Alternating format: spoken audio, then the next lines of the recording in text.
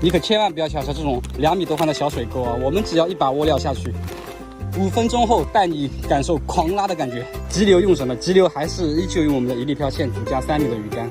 面筋完全可以放到水里像这样洗哦，然后面筋饵料一拉一掐，再往水里这么一抛。Later， 你搞我不掉的。